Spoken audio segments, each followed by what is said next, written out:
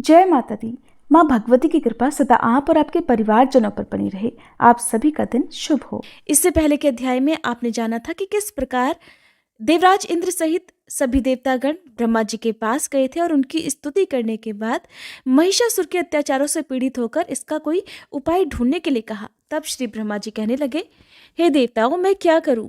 महिषासुर को वर का अभिमान है, उसे कोई स्त्री ही मार सकती है, पुरुष नहीं मार सकते। ऐसी स्थिति में मैं क्या कर सकता हूँ? इसलिए हे देवतागणों, हम सब लोग श्रेष्ठ पर्वत कैलाश पर चले। वहां सभी कार्यों के विशेषज्ञ भगवान शंकर विराजमान हैं। उन्हें अपना अगुआ बनाकर हम उस वैकुंठ लोक में चलें जहां भगवान विष्णु रहते हैं। फिर उनसे मिलकर देवताओं के कार्य के विषय में विशेष रूप से विचार किया जाएगा। इस प्रकार कहकर ब्रह्मा जी हंस पर बैठे और देवताओं को साथ लेकर कैलाश की ओर चल पड़े। ब्रह्मा जी के पहुंचने के पहले ही ध्यान द्वारा उनके आगमन की सूचना भगवान शंकर को मिल गई थी। ब्रह्मा जी देवताओं के साथ आ रहे हैं, ये जानकर वे अपने भवन से बाहर निकल आए। दोनों महानुभावों का साक्षात्कार हुआ, परस्पर प्रणाम और आशीर्वाद होने लगा। सभी देवताओं ने शंकर जी के चरणों में मस्तक झुकाया। दोनों महानुभाव प्रसन्नता पूर्वक मिले। फिर गिरजापति भगवान शंकर ने सभी देवताओं के बैठने के लिए अलग अलग आसन दिए। देवताओं के आसनों पर विराजने के बाद भगवान शंकर अपने आसन पर बैठे। ब्रह्मा जी से कुशल पूछने के बाद देवताओं के कैलाश पर्वत पर आने का कारण पूछा। भगवान शंकर पूछने लगे कि हे ब्रह्मा जी, किस उद्देश्य से आपने इंद्र प्रभृति संपूर्ण देवताओं को साथ लेकर यहाँ पधारने का कष्ट किया है? महाभाग, आप आने का कारण अवश्य ही बताइए। तब ब्रह्मा जी बोले, हे महादेव, स्वर्ग में निवास करने वाले इन इंद्रादि समस्त देवताओं को महिषासुर महान क्लेश पहुंचा रहा है। उसके भय से डरकर ये बेचारे पर्वतों की खोह में घूम रहे हैं। महिषासुर तथा अन्य भी बहुत से दैत्य देवताओं के शत्रु बने हुए हैं। इस समय यज्ञ में उन्हीं को भाग मिल रहा है, इसलिए उनसे पीड़ित होकर ये सभी लोकपाल आपकी शरण में आए हैं। हे शंभो, आपके भवन पर इसी गुरुतर कार्य के लिए मेरे साथ इन देवतागणों का आना हुआ है। हे सुरेश्वर, आप इनके कार्य के विषय में जो भी आपको उचित लगता हो वैसी व्यवस्था करने की कृपा करें, क्योंकि हे भूत भावन, संपूर्ण देवताओं के कार्य का भार आप पर है। व्यास जी कहते हैं, ब्रह्मा जी के वचन सुनकर भगवान शंकर का मुखमंडल मुस्कान से भर गया। अत्यंत मधुर वाणी में वे श्री ब्रह्मा जी से कहने लगे, विभो, ये आपकी ही तो करामात है। आपने ही तो उस महिषासुर को वरदान दे रखा है। भला इससे बढ़कर देवताओं के लिए अनिष्टप्रद कार्य कौन सा हो सकता है? भला कौन ऐसी सुयोग्य स्त्री है जो अभिमान में चूर रहने वाले इस दानव को मार सके? संग्राम में पैर रखने के योग्य ना तो मेरी पत्नी है और ना आपकी ही। महाभाग्यवती ये देवियां अगर युद्ध के मैदान में चली भी जाएं तो फिर युद्ध में सफलता किस प्रकार प्राप्त कर सकेंगी? महाभागा इंद्राणी को भी युद्ध की कला ज्ञात नहीं। दूसरी किसी स्त्री में इतनी शक्ति है जो इस मदोन्मत्त दुष्ट दानव को मार सके? इसलिए मेरे मन में तो हे ब्रह्मा जी यही विचार उठता है कि हम लोग इसी क्षण भगवान श्री विष्णु के पास चलें और उनकी स्तुति करके देवताओं का कार्य सिद्ध करने के लिए उन्हीं को बार बार प्रेरित किया जाए, क्योंकि सभी कार्यों को सिद्ध करने वाले बुद्धिमानों में सर्वप्रथम स्थान उन्हीं का है। उनसे मिलकर ही कार्य के संबंध में विचार करना उचित होगा। वे किसी प्रपंच से अथवा बुद्धि से कार्य सिद्ध होने का साधन प्रस्तुत कर देंगे। व्यास जी कहते हैं, भगवान शंकर की ऐसी बात सुनकर श्री ब्रह्मा, देवराज इंद्र आदि देवताओं ने उनका अनुमोदन किया। फिर तुरंत जाने के लिए वे सब लोग उठ खड़े हुए। भगवान शंकर ने भी उनका साथ दिया। अपने अपने वाहनों पर सवार होकर वे वैकुंठ लोक को चल पड़े। उस समय कार्य में सफलता की सूचना देने वाले अनेकों शुभ शकुन उन्होंने मार्ग में देखे। इसकी सूचना देने वाला कल्याणमय वायु उत्तम गंध फैलाता हुआ बहने लगा। रास्ते में जाते हुए जहां तहां पवित्र पक्षी उत्तम बोली बोलते हुए मिले। आकाश निर्मल हो गया, दिशाएं स्वच्छ हो गईं। इस प्रकार देवताओं के यात्रा काल में मानो सभी शुभ योग सुलभ हो गए। श्री व्यास जी कहते हैं, इसके बाद सभी देवता शीघ्र ही वैकुंठ लोक पहुंच गए। वैकुंठ भगवान विष्णु का परम प्रिय दिव्य धाम है। वहां संपूर्ण शोभाओं से संपन्न भगवान का दिव्य भवन है। दिव्य सरोवर उसकी अनुपम शोभा बढ़ा रहे हैं। उस भवन के चारों ओर दिव्य चंपा, अशोक, कहार, पारिजात, वकुल, मालती, आम आदि पुष्पों के वृक्ष विराजमान हैं। जिनमें कोकिलाएं कूक रही हैं, मोर नाच रहे हैं और भंवरे गुंजार कर रहे हैं। ऐसे दिव्य उपवनों द्वारा भवन सुसज्जित है। नंद और सुनंद आदि पार्षद भगवान के अनन्य भक्त हैं। उनके द्वारा श्रीहरि की स्तुति हो रही है। वहां अन्य भी बहुत से विशाल भवन हैं। उनमें स्वर्ण और मणियां जड़े हुए हैं, चित्रकारियां की हुई हैं। वे सुंदर भवन इतने ऊंचे हैं मानो आकाश को छू रहे हों। उन महलों से भगवान का भव्य भवन बिल्कुल सटा हुआ है। वहां दिव्य गंधर्व गान कर रहे हैं। मन को मुग्ध करने वाले किन्नर मीठे स्वर में आलाप कर रहे हैं। इसलिए भगवान विष्णु के भवन की अनुपम शोभा हो रही है। शांत स्वभाव वाले आदरणीय वेद पाठी मुनिगण सूक्तों का उच्चारण करके भगवान की स्तुति में लीन है। इससे भगवान श्री विष्णु का वह दिव्य भवन महान शोभा पा रहा है। उस समय जय और विजय नामक दो द्वारपाल हाथ में सोने की छड़ी लेकर पहरा दे रहे थे। श्री विष्णु भवन पर पहुंचते ही पहले वे ही मिले। तब देवताओं ने उनसे कहा कि तुम दोनों में से कोई भी एक व्यक्ति भगवान विष्णु के पास जाकर उन्हें सूचना दे कि आपके दर्शनों की इच्छा से श्री ब्रह्मा और रुद्र प्रभृति देवता आकर आपके द्वार पर ठहरे हुए हैं। व्यास जी कहते हैं, वहां पधारे हुए देवताओं की बात सुनकर विजय ने उन्हें प्रणाम किया और तुरंत भगवान विष्णु के पास जाकर वे नमस्कार पूर्वक कहने लगे, दैत्यों का दमन करने वाले देवाधिदेव प्रभु, इस समय सभी देवता आपके द्वार पर ठहरे हुए हैं।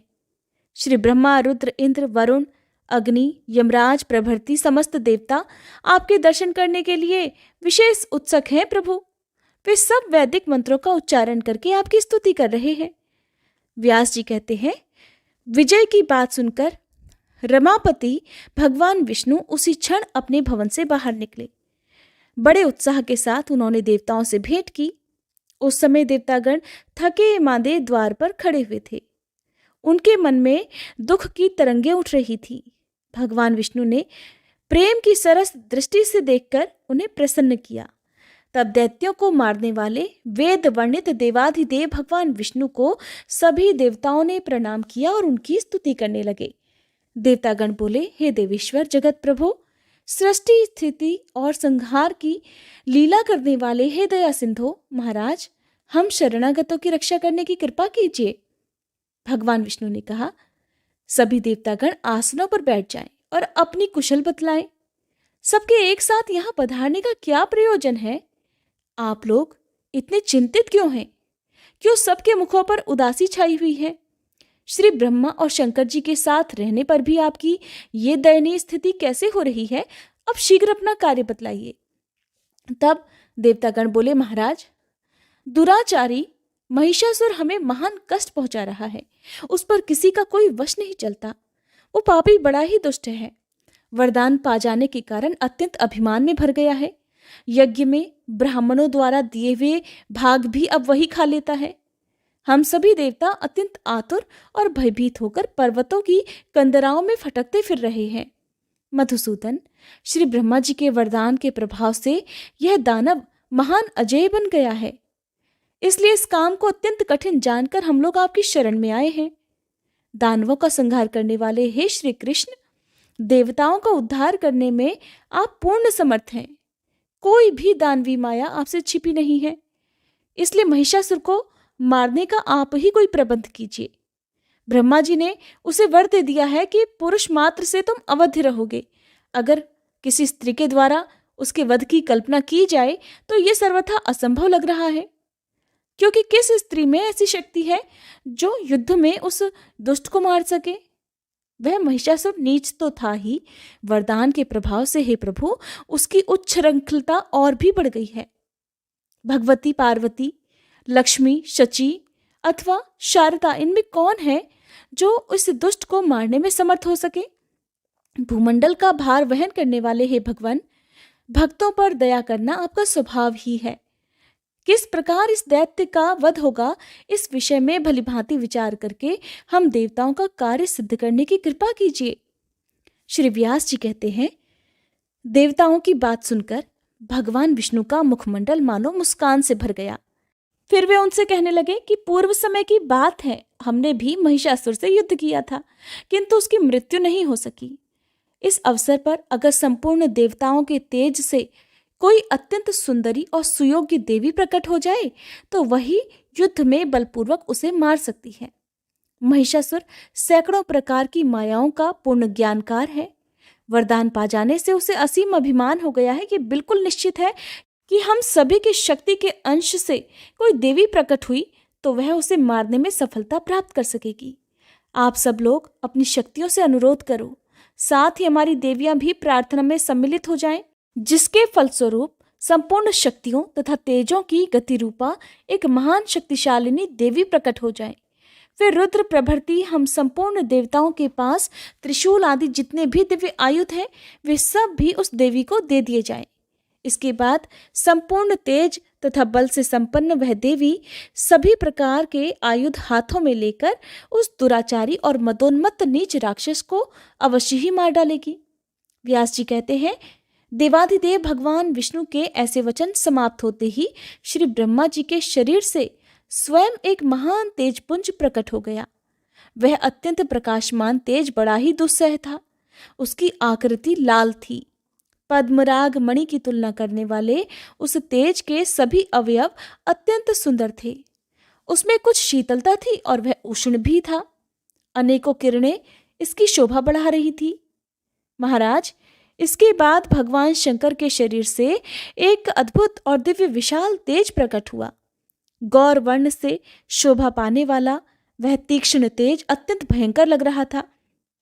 उस पर किसी के नेत्र ठहर ही नहीं पाते थे। दैत्यों के लिए तो वह महान भयंकर और देवताओं के लिए बड़ा सुखकारक प्रकट हुआ। इस प्रकार उसकी आकृति बहुत विकराल थी, मानो तमोगुण से ओतप्रोत कोई दूसरा पर्वत ही वहां प्रकट हो गया हो। इसके बाद भगवान श्री विष्णु के शरीर से एक दूसरी तेजोराशि सामने आई। श्याम वर्ण वाले अत्यंत प्रकाशमान उस तेज में सत्व गुण की प्रधानता थी। फिर देवराज इंद्र के शरीर से एक अलौकिक और दुस्सह तेज प्रकट हुआ। सभी शक्तियों से संपन्न उस तेज में सभी गुण वर्तमान थे। ऐसे ही वरुण, कुबेर, यमराज और अग्नि के शरीर से भी पृथक पृथक तेज प्रकट हुए। इनके अलावा जितने भी अन्य देवता थे उन सब के शरीरों से भी तेज का प्रादुर्भाव हुआ। सबके विग्रह से निकले हुए तेज एकत्रित हुए और उनका एक महान प्रज्वलित पुंज बन गया। वह तेज पुंज महान विलक्षण था। लगता था मानो कोई दूसरा महान तेजपुंज हिमाचल पर्वत ही सामने आ गया हो। सब देख रहे थे। इतने में ही देवताओं का वह तेजपुंज एक परम सुंदरी स्त्री के रूप में बदल गया। वह सर्वश्रेष्ठ नारी ऐसी विलक्षणा थी कि उसे देखकर सबके सब आश्चर्य मानने लगे। वही भगवती महालक्ष्मी हुई। उनमें सत्व, रज और तम तीनों गुण वर्तमान थे। संपूर्ण देवताओं के तेज से प्रकटित वह देवी 18 भुजाओं से शोभा पा रही थी। उनके 3 रंग थे। अखिल विश्व को मोहित कर देना उनका स्वाभाविक गुण था। स्वच्छ मुख था, काले नेत्र थे, दोनों ओठों में लालिमा छाई हुई थी, हाथ और तलवे लाल थे। अलौकिक अलंकारों से सभी अंगों की छवि बढ़ गई थी।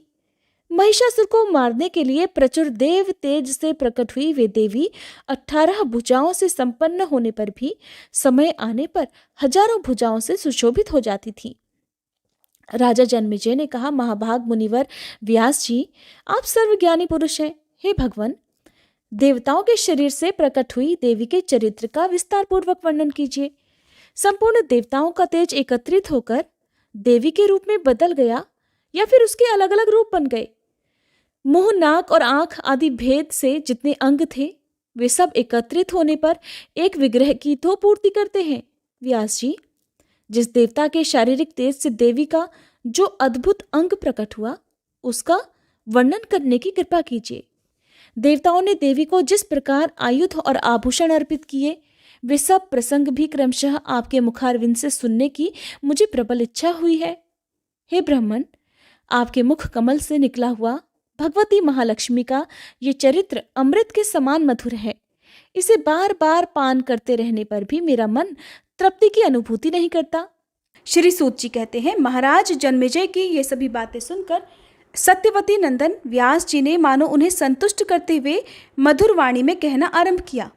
व्यास जी कहने लगे, राजन, तुम बड़े भाग्यशाली पुरुष हो। देवी के श्री विग्रह के रूप विषयक प्रसंग में मैं अपनी बुद्धि के अनुसार विस्तार पूर्वक वर्णन तुमसे करता हूँ, ध्यान से सुनो। स्वयं श्री ब्रह्मा, विष्णु, महेश और इंद्र भी भगवती के यथार्थ रूप को किसी भी समय नहीं बता सकते, फिर मेरी तो भला गणना ही क्या है। देवी के जो रूप हैं, जैसे हैं और जिस उद्देश्य से हुए हैं, उन्हें मैं भला कैसे जान सकता हूँ। बस मेरी वाणी केवल इतना ही कहने में समर्थ है कि अखिल देव शक्ति स्वरूपा भगवती प्रकट हुई। वस्तुतः देवी तो नित्य स्वरूपा है, सदा ही विराजमान रहती हैं। देवताओं का अभीष्ट सिद्ध करने के लिए कार्य की आवश्यकता पड़ने पर, एक रूपा होने पर भी वे कभी तरह तरह के रूप धारण कर लेती हैं। जैसे नट स्वभावतः एक होने पर भी जनता को प्रसन्न करने के लिए तरह तरह के वेश बनाकर रंगमंच पर आता है, वैसे ही ये भगवती वास्तव में निर्गुणा और अरूपा होते हुए भी देवताओं का कार्य सिद्ध करने के लिए अपनी लीला से सगुण रूप धारण कर लिया करती हैं। जहाँ ये जैसा कार्य करती हैं उसी के अनुसार उनके अनेकों नाम पड़ जाते हैं। उनके जितने भी गौण नाम हैं उन सब में धातु के अर्थ का संबंध है। राजन, अब जिस प्रकार जिस तेज से भगवती का मनोहर रूप प्रकट हुआ, अपनी बुद्धि के अनुसार उसका वर्णन करता हूँ। भगवान शंकर का जो तेज था उससे भगवती के मुख कमल की रचना हुई। श्वेत वर्ण से सुशोभित वह मुख कमंडल अत्यंत विशाल और मनोहर आकृति वाला हुआ। यमराज के तेज से भगवती के सिर में सुंदर बाल निकल आए। सभी केश बहुत लंबे थे और उनका ऊपरी भाग मुड़ा हुआ था। मेघ के समान मनोहर आकृति थी। अग्नि के तेज से उन देवी के तीनों नेत्र प्रकट हुए।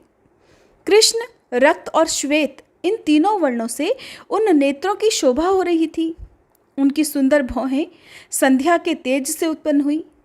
वे तेज से परिपूर्ण काली टेढ़ी भौहें ऐसी लगती थी मानो कामदेव का धनुष हो। वायु के तेज से उत्तम दो कान उत्पन्न हुए। वे ना तो बहुत लंबे थे और ना ही छोटे। कुबेर के तेज से अत्यंत मनोहर नासिका प्रकट हुई। उसकी आकृति बड़ी ही सुंदर थी। तिल के फूल के समान उसका आकार था। राजन, उन देवी के अत्यंत चमकीले और मनोहर दांत प्रजापति के तेज से प्रकट हुए थे। कुंद के अग्रभाग के समान उनका आकार था। देवी का अत्यंत लालिमामय अधरोष्ठ अरुण के तेज से प्रकट हुआ था और ऊपर का होठ स्वामी कार्तिक के तेज से उत्पन्न हुआ था। भगवान विष्णु के तेज से उनकी 18 भुजाएं उत्पन्न हुई। वसुओं के तेज से लाल वर्ण वाली अंगुलियां प्रकट हुईं। चंद्रमा के तेज से दोनों उत्तम स्तनों का तथा इंद्र के तेज से मध्य भाग कटि प्रदेश का प्रादुर्भाव हुआ, जिसे 3 रेखाएं सुशोभित कर रही थी। वरुण के तेज से जंघाएं और पिंडलियां तथा पृथ्वी के तेज से नितंब भाग प्रकट हुआ, जो बड़ा ही विशाल था। राजन, इस प्रकार तेज पुंज से सुंदर आकार वाली वह देवी प्रकट हो गई। उनका स्वरूप अत्यंत मधुर था। उनके सभी अंग मनोहर थे। नेत्रों की छवि अनुपम थी। मुख मुस्कान से भरा हुआ था। महिषासुर के द्वारा सताए हुए सभी देवता उन्हें देखकर आनंद में विह्वल हो उठे। तब भगवान श्री विष्णु ने सभी देवताओं से कहा कि अब देवता लोग इस देवी को अपने सभी प्रकार के आभूषण और आयुध प्रदान करें। इस अवसर पर संपूर्ण देवता तुरंत ही अपने आयुधों से परम तेजस्वी विविध प्रकार के अस्त्र और शस्त्र निकालकर इस देवी को अर्पण कर दें। व्यास जी कहते हैं, भगवान विष्णु के वचन सुनकर सभी देवता आनंद पूर्वक अपने अस्त्र शस्त्र आभूषण और वस्त्र तुरंत भगवती को देने लगे।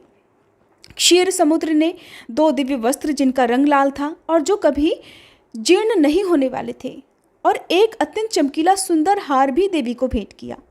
साथ ही उन्होंने दिव्य चूड़ामणि, जिसकी चमक करोड़ों सूर्यों के तेज को भी परास्त कर रही थी, 2 कुंडल और सुंदर कड़े देवी को अर्पित किए। विश्वकर्मा जी ने बड़ी प्रसन्नता से बाहुओं के लिए केयूर और कंगन, जो अत्यंत अद्भुत और अनेक प्रकार के रत्नों से सुसज्जित थे, देवी को भेंट किए। त्वष्टा ने सुंदर चरणों में पहनने के लिए निर्मल नुपुर, जिनमें मधुर ध्वनि निकल रही थी और जो रत्नों से भूषित और सूर्य के समान प्रकाशमान थे, देवी भगवती को भेंट किए। त्वष्टा का हृदय बड़ा उदार था। उन्होंने कंठार और अंगुलियों में पहनने के लिए रत्नों की बनी हुई अंगूठियां भी दी। वरुण ने कभी न कुम्भलाने वाले कमलों की माला भगवती को भेंट की। वैजयंती नाम से विख्यात ये हार उत्तम गंधों से परिपूर्ण था। उस पर भौरे मंडरा रहे थे। हिमवान ने संतुष्ट होकर देवी के लिए सुंदर रंगों का सुंदर सिंह तथा तरह तरह के रत्न समर्पित किए। फिर तो सर्वोपरि विराजमान रहने वाली वे देवी दिव्य आभूषणों से अलंकृत होकर सिंह पर बैठ गईं। उनमें सभी उत्तम लक्षण वर्तमान थे। तब भगवान श्री विष्णु ने अपने चक्र से चक्र उत्पन्न करके भगवती को अर्पित कर दिया। उस प्रकाशमान चक्र में हजारों अरे थे। राक्षसों के सिर काटने में वह पूरी तरह से समर्थ था। भगवान शंकर ने अपने त्रिशूलों में से एक त्रिशूल निकालकर देवी को भेंट किया। उस उत्तम त्रिशूल में देवताओं का भय दूर करने की पर्याप्त क्षमता थी। प्रसन्न आत्मा वरुण ने अपने शंख में से एक अत्यंत चमकीला सुंदर शंख उत्पन्न करके देवी भगवती को अर्पित किया। उससे निरंतर ध्वनि हो रही थी। अग्निदेव का मन प्रसन्नता से खिल उठा था। उन्होंने एक शक्ति तथा दानवी सेना का संहार करने में कुशल एक सुंदर शतघ्नी देवी भगवती के सामने उपस्थित करी। पवनदेव ने बाणों से परिपूर्ण तरकश और एक अद्भुत दिखने वाला धनुष देवी को भेंट किया। यह धनुष अत्यंत दुर्धर्ष था। उसकी टंकार बहुत ही तीखी थी। देवराज इंद्र ने अपने वज्र से उत्पन्न करके वज्र और ऐरावत हाथी से उतारकर एक अत्यंत सुंदर और श्रेष्ठ शब्द वाला घंटा तुरंत देवी को अर्पित कर दिया। संहार का अवसर उपस्थित होने पर सभी प्राणियों का नाश करने के लिए यमराज जिसका प्रयोग करते थे उसी काल दंड से प्रकट हुआ एक दंड उन्होंने देवी को अर्पित किया। श्री ब्रह्मा जी ने गंगा जल से भरा हुआ दिव्य कमंडल तथा वरुण ने प्रसन्नतापूर्वक एक पाश इन देवी को अर्पित किया। राजन, काल ने इन्हें ढाल और तलवार दी। विश्वकर्मा जी ने तेज धार वाला फरसा दिया। कुबेर ने मधु से भरा हुआ सोने का पान पात्र और वरुण ने मन को मुग्ध करने वाला कमल के फूल का दिव्यहार देवी की सेवा में उपस्थित किया। त्वष्टा ने प्रसन्न होकर भगवती को कौमोद की गदा भेंट की। उस गदा में शब्द करने वाली सैकड़ों घंटियां लगी हुई थी। उसके प्रहार से राक्षसों का कचूमर निकल जाता था। साथ ही उन्होंने अनेक प्रकार के अन्य बहुत से अस्त्र तथा एक अभेद्य कवच भी देवी भगवती को अर्पित किया। सूर्यदेव ने जगदम्बा को अपनी किरणें प्रदान की। जब कल्याणमयी भगवती आभूषणों से अलंकृत होकर हाथ में अस्त्र शस्त्र लिए हुए विराजमान हुई, तब त्रिलोकी को मुग्ध करने वाले उनके दिव्य दर्शन पाकर सभी देवता उनकी स्तुति करने में लीन हो गए। देवतागण कहने लगे, हे शिवा, कल्याणी, शांति, पुष्टि और रुद्राणी नाम से प्रसिद्ध दिव्य स्वरूप धारण करने वाली हे जगदम्बा, आपको निरंतर प्रणाम है। जो कालरात्रि, इंद्राणी, सिद्धि, बुद्धि, वृद्धि तथा वैष्णवी नाम से विख्यात हैं, उन भगवती अम्बा को निरंतर नमस्कार है। जो पृथ्वी के भीतर व्याप्त हैं किंतु पृथ्वी जिन्हें जान नहीं सकती, तथा जो पृथ्वी के अंतर में विराजमान होकर सदा शासन करने में संलग्न हैं, उन भगवती परमेश्वरी को हम प्रणाम करते हैं। जो माया के अंदर प्रविष्ट होते हुए भी उससे अज्ञात हैं तथा अंतःकरण में रहकर उसे प्रेरणा करने में उद्यत रहती हैं, उन कल्याण स्वरूपिणी अजन्मा भगवती जगदम्बा को हम प्रणाम करते हैं। माता, शत्रु से हम महान दुखी हैं। आप कल्याणदायिनी बनकर हमारी रक्षा कीजिए। अत्यंत दुराचारी महिषासुर को अपने तेज से मोहित करके उसे परास्त करने का शीघ्र ही कोई प्रबंध कीजिए। देवी, उस नीच, मायावी, भयंकर और अभिमान में चूर रहने वाले दानव को केवल कोई स्त्री ही मार सकती है। यह मूर्ख अनेक प्रकार के वेश बनाकर सभी देवताओं को कष्ट पहुंचाया करता है। भक्तों पर कृपा करने वाली देवी, इस अवसर पर सभी देवताओं के लिए केवल आप ही शरण हैं। आपको नमस्कार है। दानव द्वारा सताए गए हम देवताओं की आप रक्षा कीजिए। व्यास जी कहते हैं, इस प्रकार देवताओं की स्तुति करने पर संपूर्ण सुख प्रदान करने वाली महादेवी का मुख मंडल प्रसन्नता से खिल उठा। देवताओं के प्रति वे मंगलमय वचन कहने लगी कि हे देवताओं, अब उस मूर्ख महिषासुर से आप निडर हो जाइए। मैं शीघ्र ही उस अज्ञानी अभिमानी दैत्य को संग्राम में मार डालूंगी। व्यास जी कहते हैं, देवताओं से ऐसा कहकर अत्यंत स्पष्ट स्वर में देवी बड़े जोर से हंस पड़ी। फिर वे बोली, भ्रम और मोह से युक्त ये कैसा विचित्र जगत है। आज सभी देवता महिषासुर से अत्यंत भयभीत हो रहे हैं। इनका कलेजा थर्रा उठा है। आदरणीय देवताओं, प्रारब्ध बड़ा ही घोर और दुर्जय है, क्योंकि काल और कर्ता होने का सौभाग्य उसी को प्राप्त है।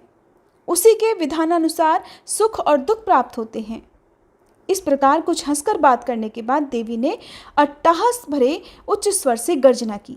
उस महान भयंकर शब्द को सुनकर दानव डर गए। उस अद्भुत शब्द से पृथ्वी कांप उठी। सभी पर्वत डोलने लगे। गंभीर समुद्र में तरंगें उठने लगी। उस गर्जना के प्रभाव से सुमेरु पर्वत अपने स्थान से खिसक पड़ा। सभी दिशाएं भीषण ध्वनि से गूंज उठी। उस गगन भेदी उच्च ध्वनि को सुनकर दानवों के सर्वांग में भय व्याप्त हो गया। देवताओं को अपार हर्ष हुआ। देवी आपकी जय हो, आप हमारी रक्षा करें। इस प्रकार वे सब के सब देवी से प्रार्थना करने लगे। मद में चूर रहने वाले महिषासुर ने भी वह भीषण गर्जना सुनी तो वह क्रोध से तिलमिला उठा। शंकित होकर उसने उपस्थित दानवों से पूछा कि ये क्या हो रहा है, और इस प्रकार आज्ञा दी कि इस विशिष्ट ध्वनि के विषय में जानकारी प्राप्त करने के लिए दूत अभी जाएं, पता लगाएं कि अत्यंत कठोर और कान के पर्दों को फाड़ने की क्षमता रखने वाला ये शब्द किसके मुख से निकला है। ऐसी गर्जना करने वाला देवता अथवा दानव जो कोई भी हो, दूत उस दुष्ट को पकड़कर तुरंत मेरे पास लेकर आए। वह महान नीच और अभिमानी है, तभी तो इस प्रकार गर्जना कर रहा है। मैं उसे मृत्यु के मुख में झोंक दूंगा। निश्चय ही उस मूर्ख की आयु समाप्त हो गई है। अब मेरे हाथ वह यमराज के द्वार जाना चाहता है। देवता तो कभी के परास्त हो गए थे। भय से उनका कलेजा कांप उठा था, इसलिए वे तो ऐसी गर्जना नहीं कर सकते। जिन्होंने मेरी अधीनता स्वीकार कर ली, उन दानवों का ये काम हो ये भी असंभव है। फिर किस मूर्ख ने ऐसा दुस्साहस किया है, क्यों ऐसी गर्जना हुई? इस विषय की पूरी जानकारी प्राप्त करके दूत तुरंत मेरे पास लौट कर आए, तब मैं जाकर व्यर्थ परिश्रम करने वाले उस दुराचारी को मार डालूंगा। व्यास जी कहते हैं, महिषासुर के इस प्रकार आज्ञा देने पर दूत भगवती जगदम्बिका के पास जा पहुंचे। देवी के सर्वांग अत्यंत मनोहर थे, 18 भुजाएं थी। उनका दिव्य विग्रह संपूर्ण आभूषणों से सुसज्जित था। उनमें सभी उत्तम लक्षण विद्यमान थे। उन कल्याणमयी देवी ने हाथों में श्रेष्ठ आयुध धारण कर रखे थे। वे हाथ में पान पात्र लेकर निरंतर मधु पी रही थी। भगवती की ऐसी झांकी देखकर दूत डर गए। उनके सर्वांग में त्रास छा गया। अत्यंत शंकित होकर वे वहां से तुरंत ही लौट पड़े और जल्दी जाकर महिषासुर के सामने उपस्थित होकर उन्होंने गर्जना करने का कारण भी व्यक्त करना आरंभ कर दिया।